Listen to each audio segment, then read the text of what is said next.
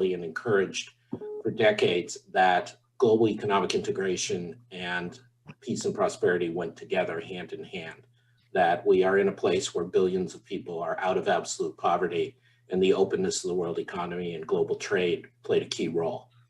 Since roughly 2008, you can date it exactly however you want, both of these processes have gone into reverse. We've had two devastating shocks to the world economy. One was our own fault, the global financial crisis. One was the pandemic, but we all made it worse. And part of the reason they got worse was because of going backwards on globalization, or globalization not being properly managed. It's not a one-way street. It's not about more. It's about how well you manage it and how evenly and fairly and consistently. And that is what we repeatedly did wrong in the last 10, 12 years. And that has meant that both globalization and global economic progress have gone into reverse. We at the Peterson Institute are committed to rebuilding globalization, rebuilding the global economy. And the reason we say rebuild is very practical. The people who are making a living, all the human beings in this world making a living in the world economy, cannot wait around for some architectural fantasy. They cannot wait around for some grand castles in the sky. But they are also being exposed to the elements and the harshness of shocks in the absence of a proper building, in the deficiencies that we look around and we see. It is not fit for purpose for inclusion, just as in the US we have ADA compliance to allow disabled people to get in and out of buildings. We need a world which allows people of all income levels to get in and out of the global economy.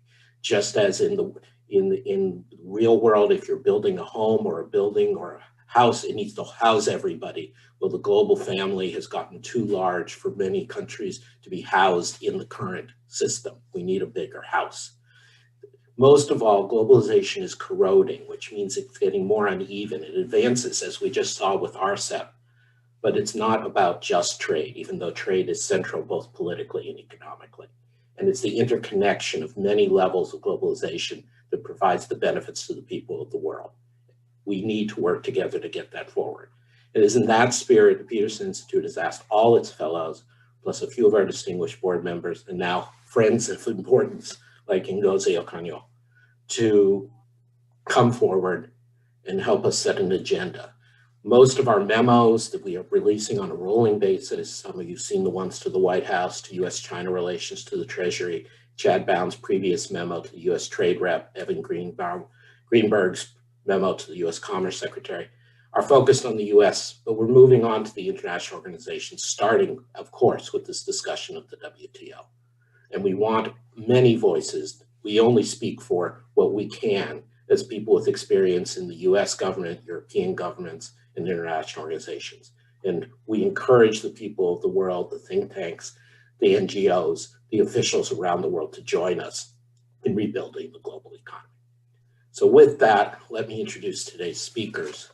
Speaking first will be Anabel González, who is a senior fellow at the Peterson Institute, joined us roughly 2 years ago.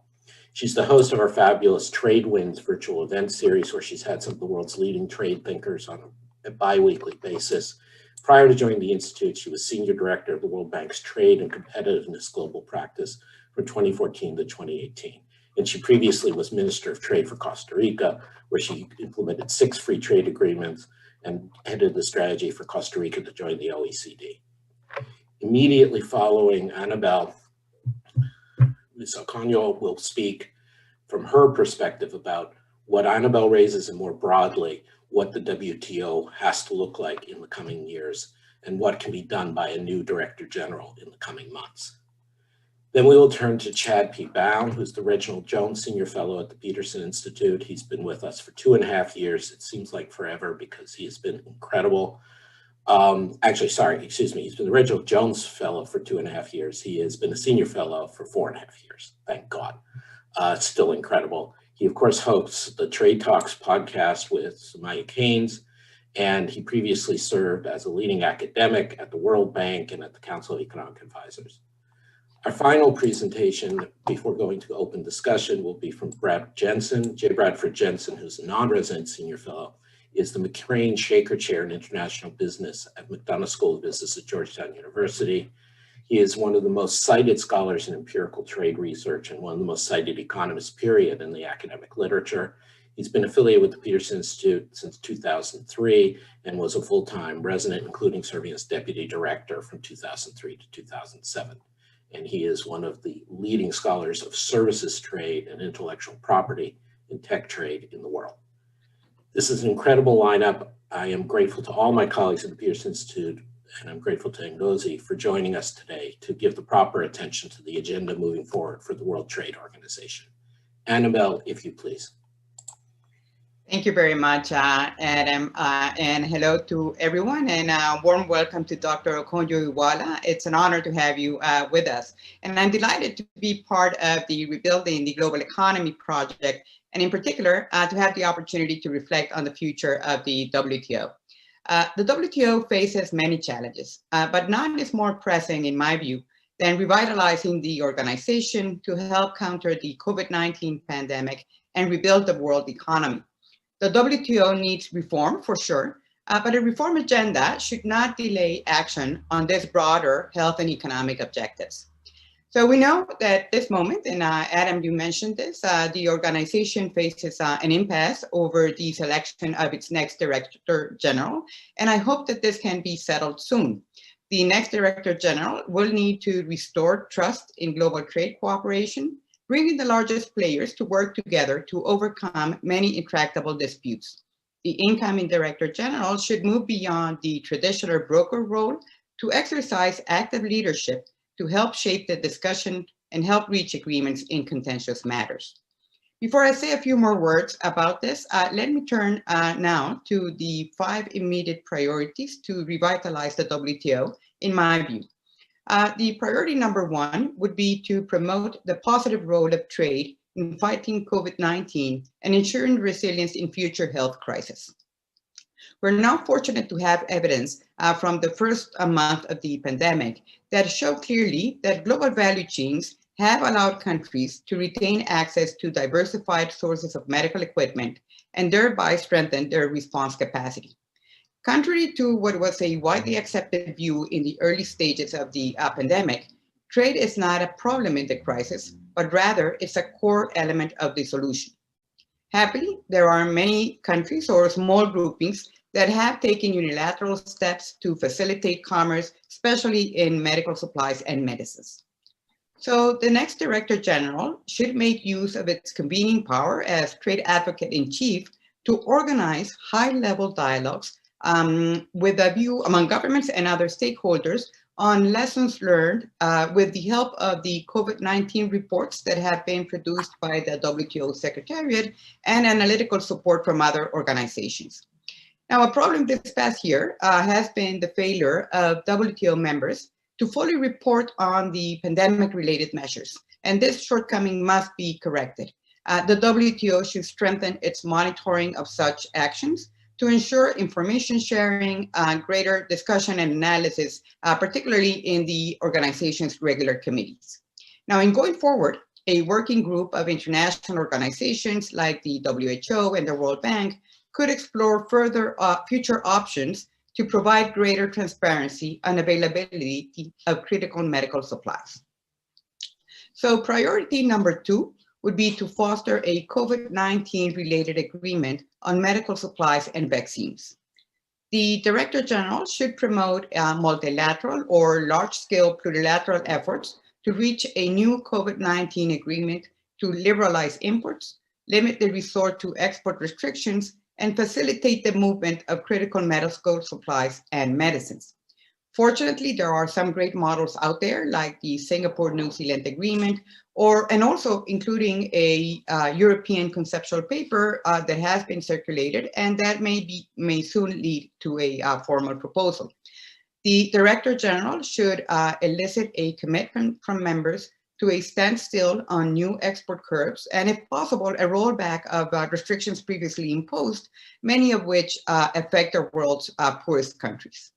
Now, the tragedy of vaccine nationalism must be avoided at all costs, with equal distribution guaranteed across countries. And I think here Chad has written a wonderful paper in this area. The WTO should support the WHO, the World Intellectual Property Organization, and multi-stakeholder initiatives for vaccines to reach all when ready. Priority number 3 would be to facilitate creation of a lasting solution to the appellate body crisis.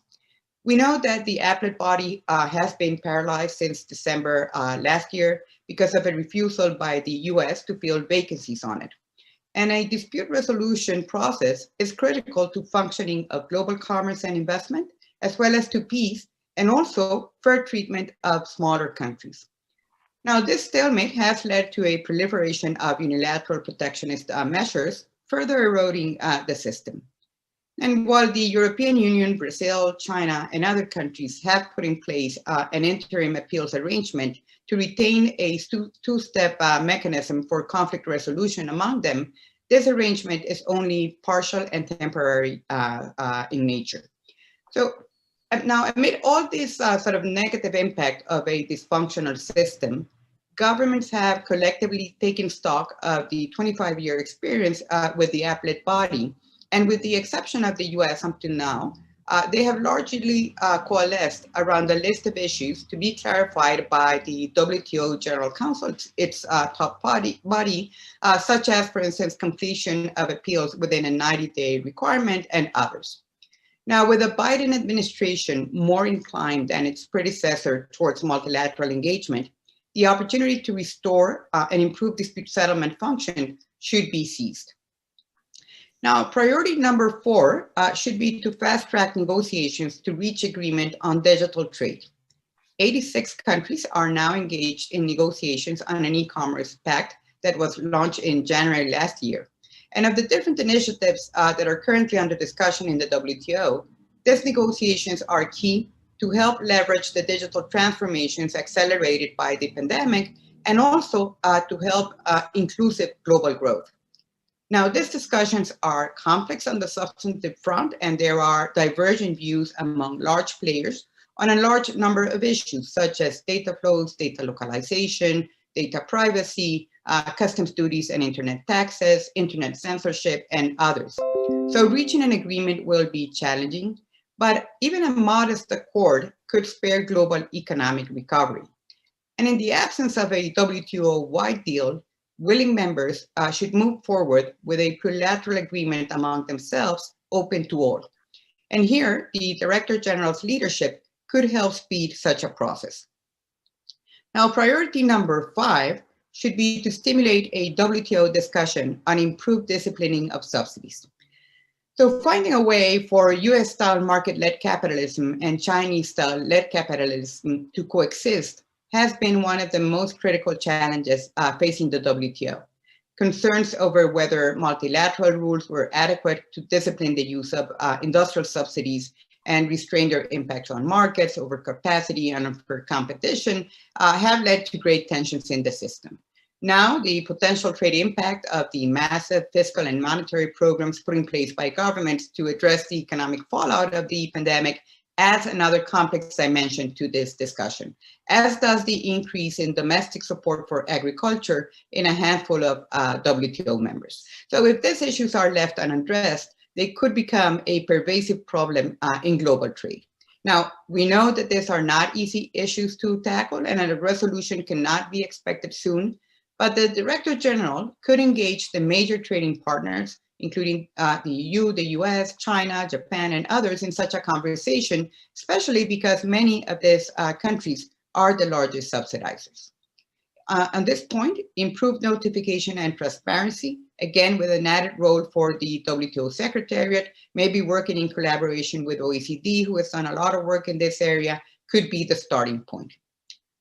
Now, these priorities are not the only items on the WTO agenda. There are long overdue negotiations on fisheries subsidies that should reach agreement soon. They could pave the way for the trading system to support enhanced action on environmental sustainability. Critical to all is finding a new balance on the contribution of the larger economies to the trading system in the context of each negotiation. But priorities first. Their successful implementation could also help reinstate the habit of trade cooperation. Now, let me say a few words on the how. To achieve success, a proactive Director General is needed. The Director General should start by reaching out to the main players to assess how to bridge gaps among them. And a first priority, of course, is to build trust in the Director General's sound judgment and impartiality. Now, in focusing on the larger players, I think it's very critical that the Director General should always keep in mind that while serving all WTO members equally, the poorest among them need the good offices of the WTO leadership the most. So the next Director General should listen to them and carry their needs very close to her heart. Now, in navigating this complex environment, I have advocated before for a stronger role for trade ministers. In particular, I think that a core group of trade ministers could help spearhead the priority agenda and bring political energy to the discussions. Now, restating an effective coordination mechanism with ambassadors in Geneva is necessary, with the Director General meeting and consulting on a regular basis. And last but not least, the WTO Secretariat could be further leveraged to support implementation of these priorities. So let me conclude with one point on the future role of the US in the WTO. We know the US was once the main architect of the system, but for the past 4 years has been a ROG member. Now, irrespective of the potential merit of some of its concerns, its tactics have severely undermined the organization. So as President-elect Biden prepares to assume office in January next year, part of the challenge will be to smooth over relations while also managing expectations on how much can be achieved. So let me stop here, Adam, and thank you very much. Thank you so much, Annabelle. I'm furiously tweeting all the wonderful things you're saying and getting excited to now turn the mic over to Dr. Ngozi Okonjo. I did not give her a sufficient introduction. She can't have a sufficient introduction. Her leadership in her home country of Nigeria as finance minister and foreign minister, her leadership since leaving that post in international efforts, notably most of all Gavi, the Global Alliance for Vaccines and Immunization, her role and her career of 25 years at the World Bank following her PhD in economics at MIT. She's also a Harvard undergrad alum, which I like, and making it all the way to managing director on her merit. She is the candidate most likely to command a consensus at the WTO for the Director General. And that, of course, understates it. It's like winning the popular vote by an enormous margin and waiting for the Electoral College to kick in. She is a US citizen, by the way, so she gets that joke. I'm about to turn it over to her, and I thank her working relationship with our people, and especially Annabelle, to help us get in content about the WTO as she prepares, we hope, for her next role. Dr. Ngozi. Well, thank you so much, Adam, and please call me Ngozi. I think it's easier. First, let me commend the Peterson Institute. Of course, your reputation precedes you, and commend you, Adam, and Annabelle and Chad for these wonderful series on trade that you've been running for some time. They've been very instructive, and I've listened in on one or two of them from time to time. I'm very appreciative of the thinking that is going on with respect to what the WTO should do next, what the Director General should do next. It's very, very helpful. And I also know, I've also seen a piece from the Atlantic, I think the New Atlantic magazine or so, that also touched on some of these issues. But let me start by commending Annabelle. The priorities she laid out are clear, and I couldn't agree more. I've actually been smiling since she started talking, because these very same priorities were the priorities, barring maybe one slight difference, that I laid out as I talked to groups of ambassadors and groups of ministers about the quest for the DG-ship of the WTO. I completely agree with the priorities. And you know, there are two big reasons. One, I think that the WTO needs to return more to a sense of purpose. When I look at the WTO, I feel sometimes that the sense of purpose of the organization has somewhat been lost. If you go to the preamble to the Marrakesh Agreement, you will see that the WTO was set up with the objective of increasing incomes, helping to increase employment, supporting sustainable development, raising standard of living for people. So, you know, it all relates back to people. I really think that in going forward for the revival or restructuring or reform of the WTO, whichever word you want to use, we need to constantly hark back to this purpose, because that should drive the way that we see priorities and the top things to tackle as we engage with the organization. The other issue I want to talk about is trust. Yes, Anabel is correct. One of the things that I noticed coming into this is the lack of trust, not only between the big members or powers, but also even between developing and developed countries.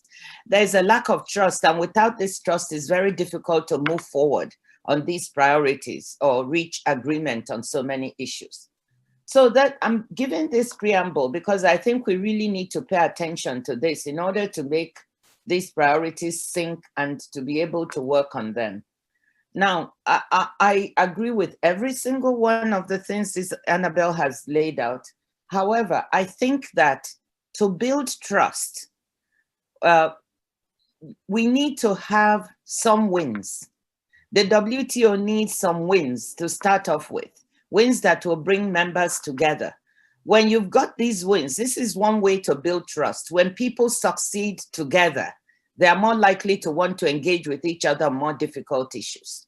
So for me, the priority should look at what are the 1 or 2 or 3 wins that could be a base on which WTO members could engage on more difficult issues, such as the issue of agricultural negotiations, or subsidies, the priority on state-led subsidies and subsidies to state-owned enterprises and so on. These are very difficult issues.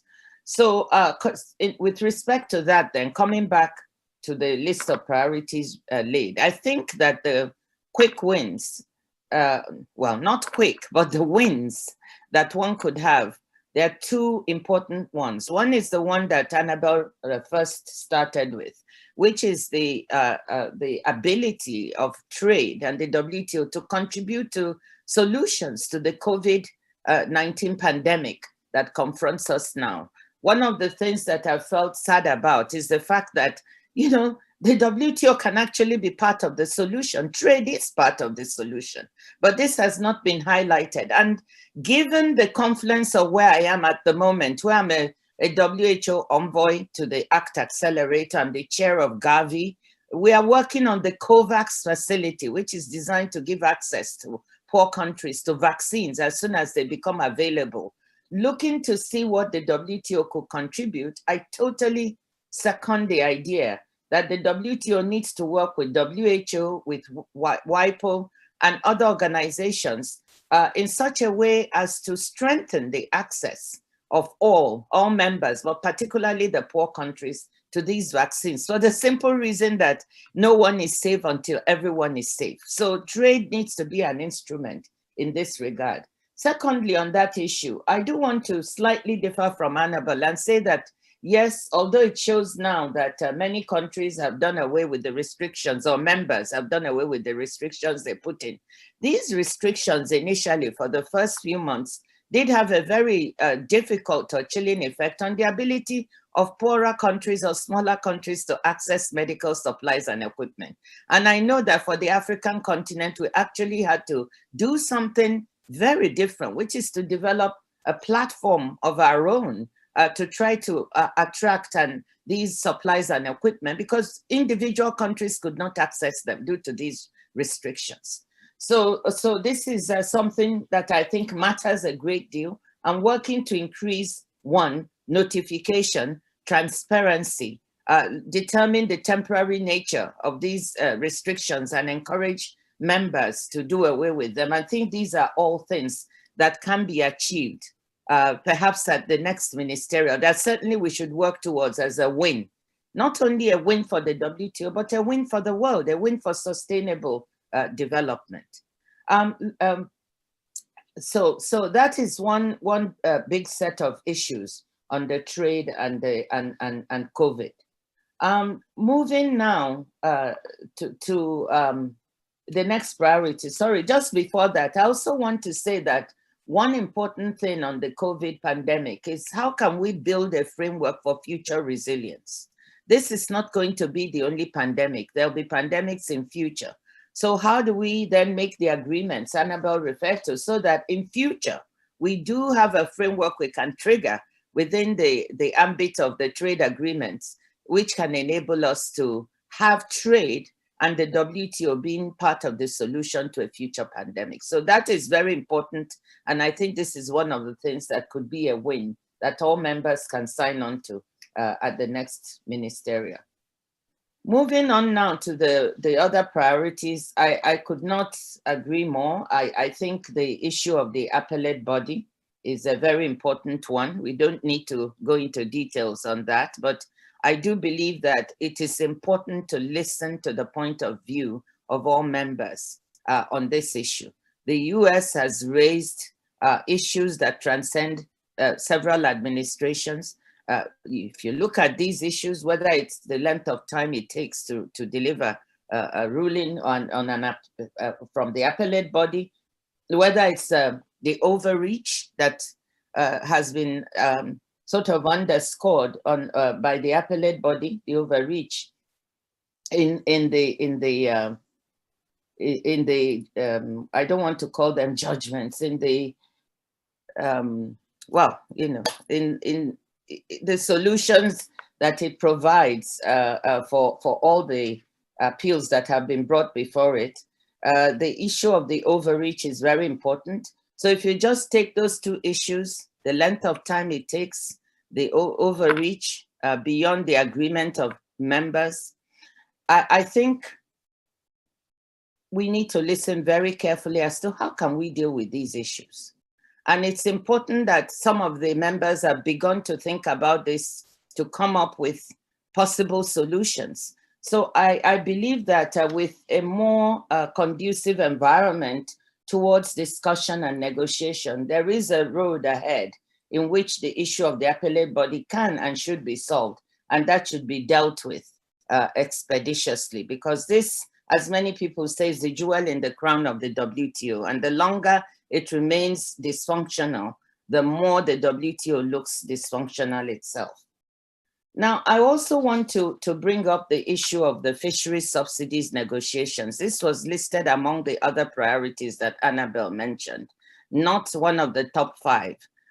There I slightly disagree. I feel that, in fact, the fisheries subsidies negotiations could be one of those wins that would also build trust amongst members. And since so much work has been done on it, we now have a text.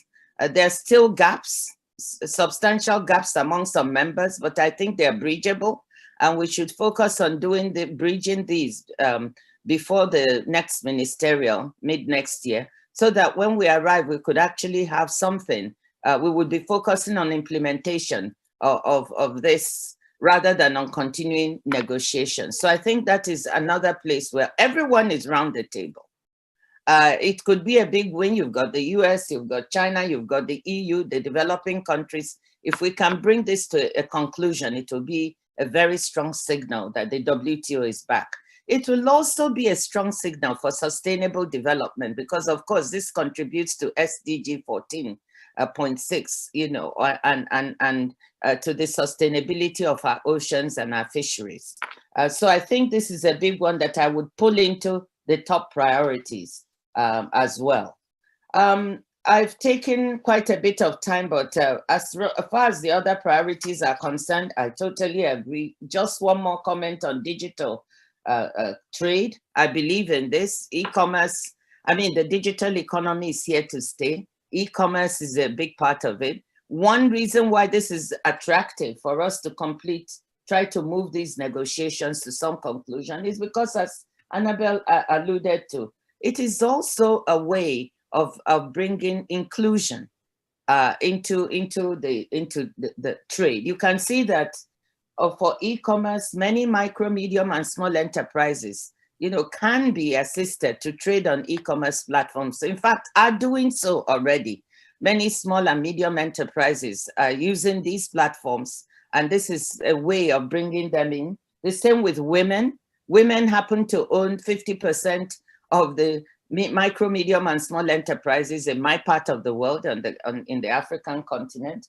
And so if you can include them on these platforms, you also can include women. And by the way, let me just state the fact that for masks, which all of us are wearing, if you go on any of the e-commerce platforms, you see women trading a lot of these beautiful things. So they're already on, they're already using it. And for these reasons of inclusion, which you alluded to, you know, Adam, you talked about globalization, leaving people behind. So we've got to think very hard about how do we bring trade to be more inclusive of those who have been left out. And I think e-commerce is a very important way of including them, notwithstanding the problems that we'll have to solve on data flows, data localization. And in fact, the regulatory framework for this, many countries feel that they do not have the regulatory framework or the capacity to build that the developed countries have. And so we also have to look at some of those issues. So I think those are the areas I'd like to comment on. Again, I want to commend you for bringing these priorities to the fore. And I would be happy were I to become DG to be able to work on this. Now the how, I also agree on what Anabel has said, being as much of an enabling DG as possible. I think that's the way to go. The DG does not have direct power, but the DG has what I call soft power. And that soft power can be used very proactively to bring members together in order to promote some of these priorities and to get them implemented. And I think this is what the DG should do. In addition, the Secretariat also needs to be made to work less in a siloed form, but also in a more joined up fashion in order to support members more in some of these areas. And certainly this is a Secretariat that has excellent staff, and I think they should be mobilized in a way that is more supportive of members' negotiations, their ability to implementation of the agreements, as well as trying to support on areas like transparency, notification, and so on. So I think the Secretariat is a good instrument and we need to mobilize it. So let me stop there and say again how delighted I am and look forward, if I make it, to be able to work with the Peterson Institute and with all of you. Thank you so much, Ngozi. You graciously said after Anabel's excellent presentation, you were smiling and nodding throughout. Well, my 3 Peterson Institute colleagues were very busy smiling and nodding throughout your presentation. And while we hope to a speedy resolution of the Director General decision in line with the consensus clear majority candidate, we look forward to working with you at any time on all these issues in any post you take. I particularly want to commend you and thank you for, as a former elected official, minister level official in your national government in Nigeria, for making the clear distinctions, totally consonant with Anabel, about bringing the work of the WTO home to real people's economic lives, the benefits for them, the role of the WTO DG as enabler, but this is soft power, that's not passive. All of these components of your leadership vision are terrific, and we're grateful to have you come and share that with us today. I know you're going to have to get off this call very shortly, but let me just say your remarks, of course, are on the record, are videotaped, in the old expression, recorded, along with Anabel and all our colleagues. They're posted on the Peterson Institute website, or will be shortly after this live stream. And we look forward to everyone who needs to know, which is everyone, watching what you and Anabel have discussed as the positive agenda for the WTO. Thank you so much for joining us today. Thank you so much. Now turn to my colleagues, Chad Bown and Brad Jensen. Chad and Brad, excuse the expression, were tasked and brilliantly lived up to writing memos to the U.S. Trade Representative and to the Deputy U.S. Trade Representative. Chad had already presented an earlier, his memo at an earlier Rebuilding the Global Economy event, but given that the relations between the U.S. and the WTO are so important, and the President-elect Biden's administration has not made clear where they're going to go on this, I thought it was important to bring Chad back in. Then Brad Jensen on many of the themes that Ngozi spoke about and that Anabel raised, particularly e-commerce, small businesses getting involved in the global economy, the justice aspects of that kind of inclusion. Brad has been an intellectual leader. We'd like to get him in. If Ngozi had time, we would take you directly to questions with her, but again, she has to go, and we're grateful to her making time for us today. So over to you, Chad, please.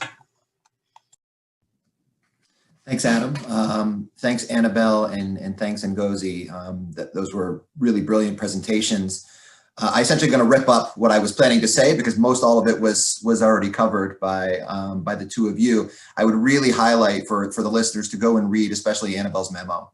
It sets out really clear priorities, and I could not agree with them more. What I thought I might do instead is to focus in on perhaps two of them that I think are of critical importance. And I think this will also tie in with what Ngozi was talking about, which is the role of trade in the pandemic and the role of the WTO in facilitating as rapid and as safe an end to the health crisis of the pandemic as possible. And so Anabel talked about how trade has been a solution and not a problem, and supply chains have been a solution and not a problem so far. That is going to be even more so the case when we get to the stage of vaccines. And so I think it's important to recognize just how different vaccines are as a pharmaceutical product relative to most anything else we have out there, and why and how trade is going to be so critical in the months ahead. So vaccines, especially the types that we're seeing announced in recent days, the Pfizer, the Moderna, which the scientists have come up with that have these amazing efficacy rates. The challenge is they are only going to be able to be produced, manufactured in a handful of countries, a handful of mostly high-income countries. These are very sophisticated, very expensive products to be able to make, and they're going to be very complicated, very sophisticated ways of distributing them. So, there will be other vaccines that come along, hopefully sooner rather than later, but these two in particular require special kinds of distribution. And so, for example, cold storage, let alone the ways of making them initially. Once we have them made, getting them out to people is going to require mass amounts of refrigeration. And so this is taking the sort of the trade facilitation and the logistics role that the WTO and trade officials have increasingly been involved in over the last few years to a whole nother level. Right? And so addressing this is not only about reducing trade costs and getting rid of frictions, this is now about saving lives. And so if you don't think that the WTO has a massively critical and important role for its expertise to play in this, I don't know sort of where you've been. So this, first and foremost, I think I agree, has to be a priority of the WTO. Second, more in the bailiwick, I suppose, of kind of standard WTO issues is this issue of appellate body reform. I'm going to combine a couple of Anabel's priorities, which I think are critical: appellate body reform and potentially new plurilateral rules on subsidies. And I think I combine them because they really go hand in hand, and I don't see really one being resolved without the other. We really are at a moment of crisis now in the WTO in the sense that nobody really understands what enforcement of existing or future rules is going to look like. So we have to come to a solution on fixing the appellate body problem in a constructive and in a consensus way. At the same time, it has become abundantly clear that the existing disciplines on subsidies are inadequate. And so simply fixing the dispute settlement rules without being worried about what those subsidy rules are going to be. And, for example, what the United States has historically been concerned about, issues of, the definition of a public body, right? This esoteric thing, but can certain entities and certain state-owned enterprises grant subsidies or not? So thus, can you use special tariffs like countervailing duties to be able to address those? Without addressing one, you're not going to be able to address the other. And I think tackling these is critical not only for the WTO, but is really the only way forward in achieving sort of a constructive solution with some of the underlying U.S.-China trade conflict that is still an important element of the trading system as well. So I would highlight those two as priorities that need to be tackled. Before I conclude, I think let me take one moment to talk about the political economy of the moment. So not policy priorities, but the importance of political economy. After a US election like the one we've just gone through, in this particular moment in time, I think there's a tendency for two things to happen.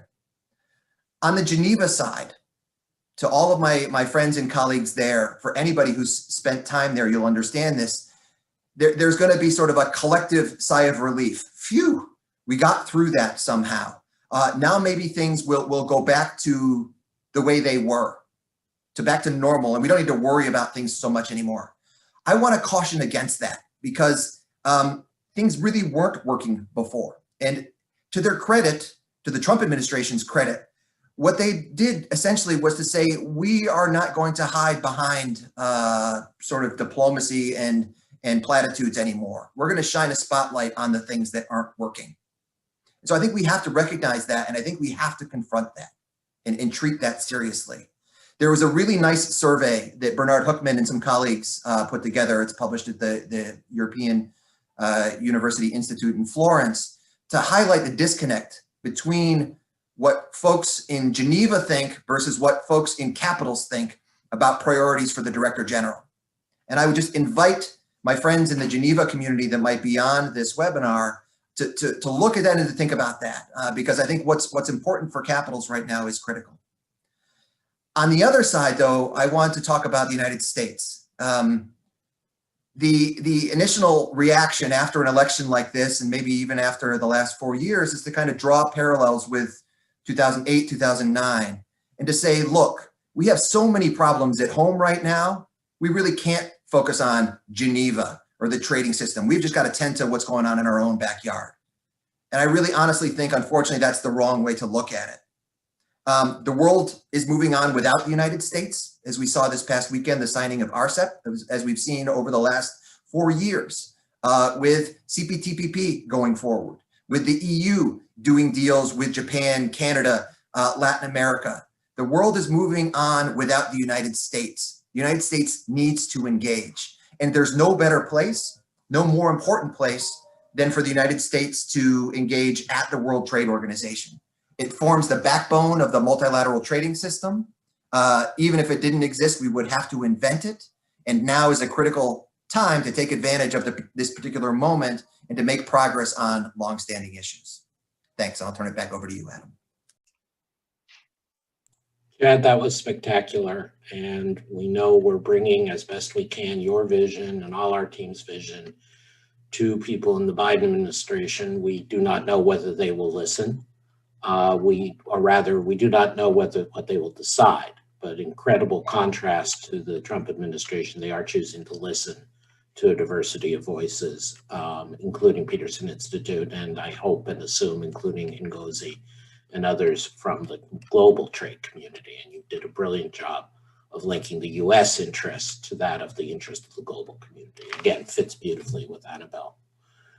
In the same spirit, we've asked Brad Jensen to come forward about the US enlightened self-interest in proceeding with trade liberalization on several key fronts and new areas of trade. They're not as new as when he first started writing about them, but that's partly because he started writing about them. So Brad, over to you, please.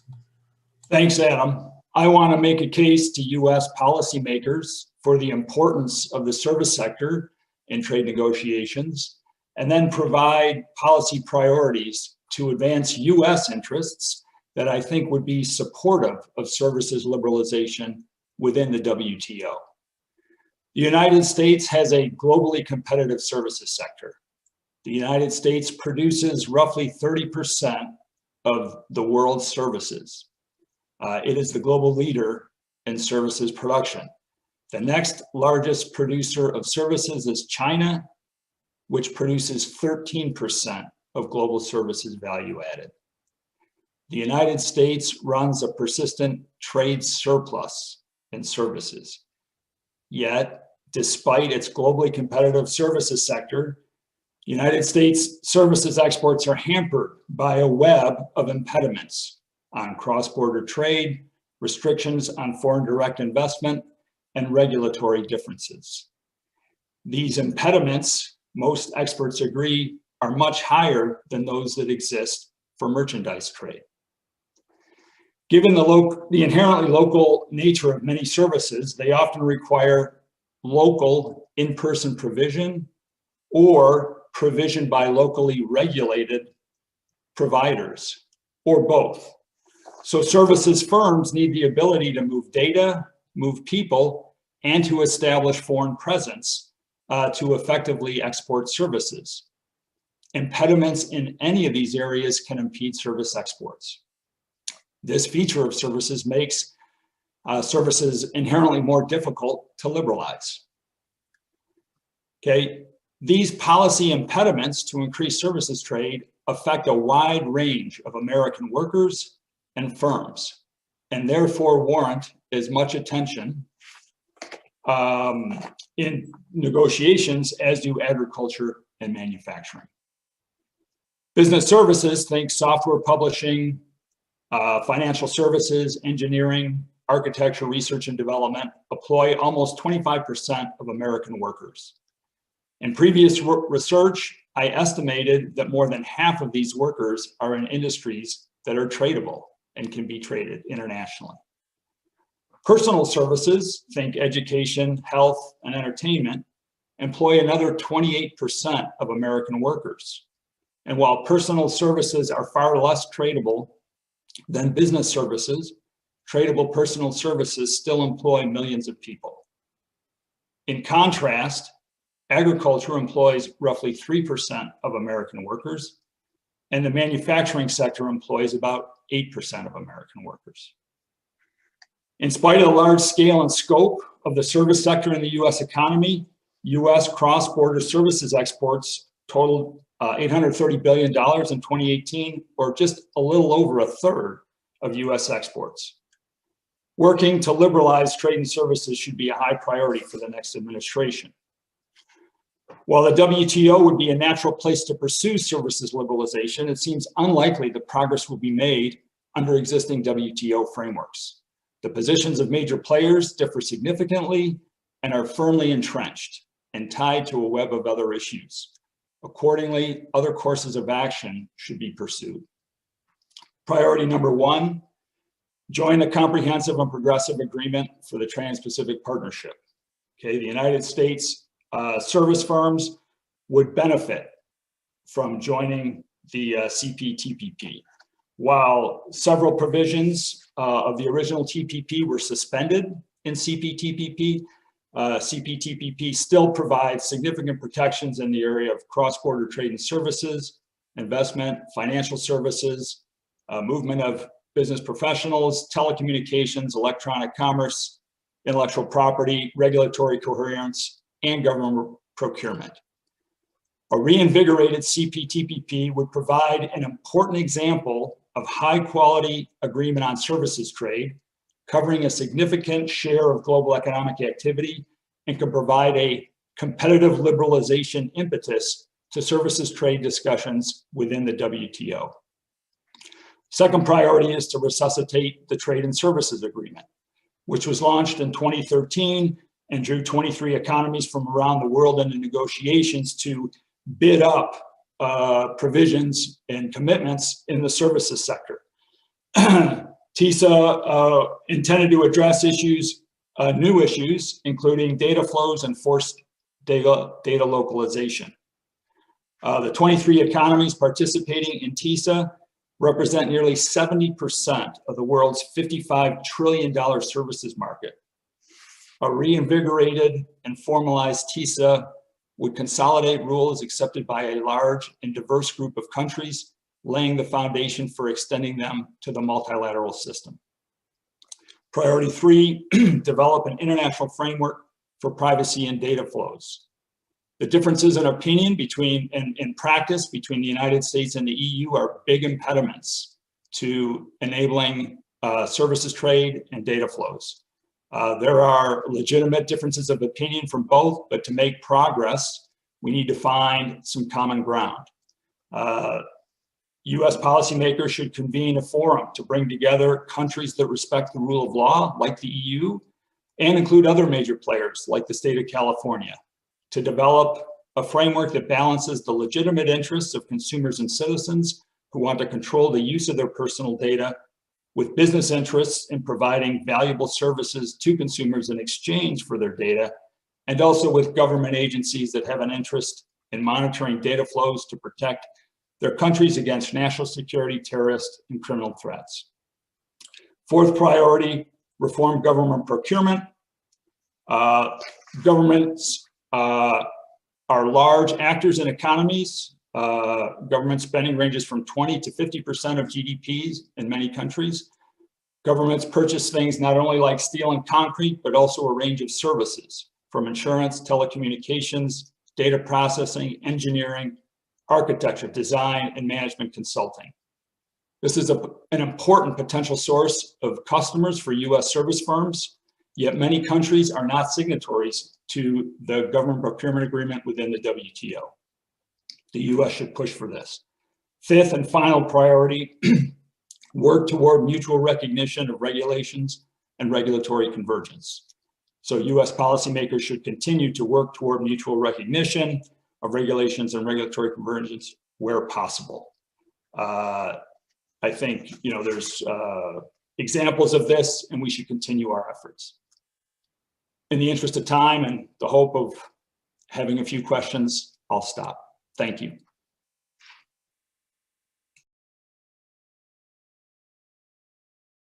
Sorry, Brad, I was muted and taking notes, and then I couldn't figure out how to unmute. That was superb. Really, we would be very proud at any time to have Ngozi, but I also want to just say, despite her star power, the content that Anabel, Chad, and Brad have brought to this discussion, and we hope, therefore, to the public debate and education over the role of the WTO and to the decisions not just the US government makes, I think has been outstanding. We have a number of questions that have come together on the Q&A on the Zoom chat, which is open to all registered participants. I will try to group some of the questions that overlap so we can get in as many as possible. We're almost out of time, unfortunately. I hope everyone recognizes it was worth it to have Ngozi take up our Q&A time. So I guess there are a number of questions regarding the how the WTO will deal with agreements like RCEP and TPP, this rise of plurilateralism, if you want to put it in a positive sense, which I would, but which others might see very differently. There is this tension that that's where the activity is in the trade sphere, as opposed to a WTO round. And it's notable, of course, that neither Anabel nor Ngozi was making much of an idea for a new WTO round or concluding the last round. And I don't say that as criticism, because their emphasis is on what the WTO could do in the next 6 months, a year. But if each of you could just give your views on this balancing act of the Director General as enabler dealing with plurilateral versus the multilateral approach. So Anabel, Chad, then Brad, please. Thank you very much, Adam. Let me just say a couple of points. On the one hand, agreements like RCEP or TPP are very important for different reasons. They bring together countries that may or may not be neighboring countries, and they can move into deeper integration. They may be able, particularly in the case of TPP, to try out new disciplines in a number of areas that are important. They may also help, in terms of locking in commitments to reform. So I think these are very important agreements, and they can and should coexist with the WTO. Now, in moving to the context of the WTO as such, multilateral agreements, of course, are important. And if we think, for instance, about the fisheries negotiations that have been mentioned, this is right now an agreement where all WTO members, or a negotiation where all WTO members are participating.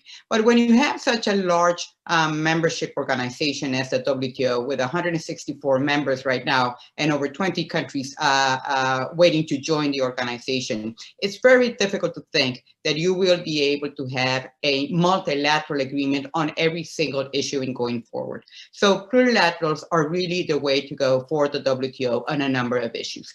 Now, the WTO will need to sort out how to fully bring plurilaterals into the framework of the organization. But there is no doubt in my mind that to revitalize the function of the WTO in going forward, we will need, or countries will need, to use the plurilateral format.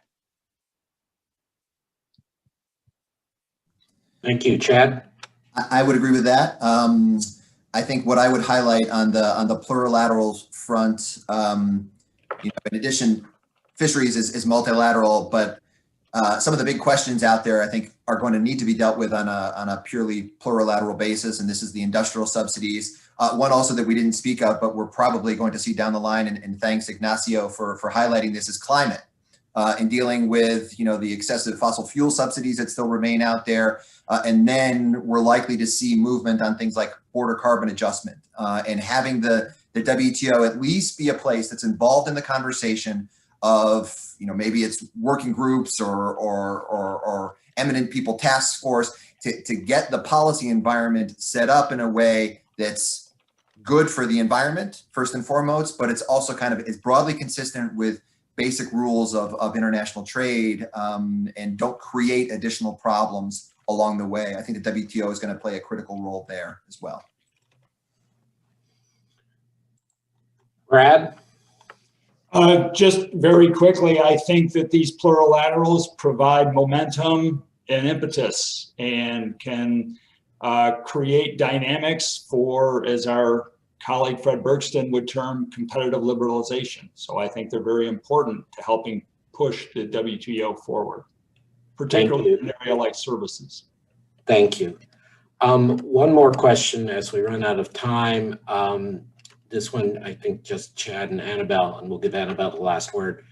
There does seem to have been a gap noticed by many of our observers in the lack of attention or explicit mention by you and Ngozi of climate change and relations between trade and climate change. Chad just mentioned it, and clearly I know from talking to all three of you that you care about that, and that was implicit. But if you could just say a few words about how the climate change agenda, potential for border adjustments, as Chad mentioned, and so on, affects what the WTO DG should be doing going forward, and how the U.S. Well, why don't we do it, Chad, as how the U.S. should approach this, and Anabel, how the WTO should approach this.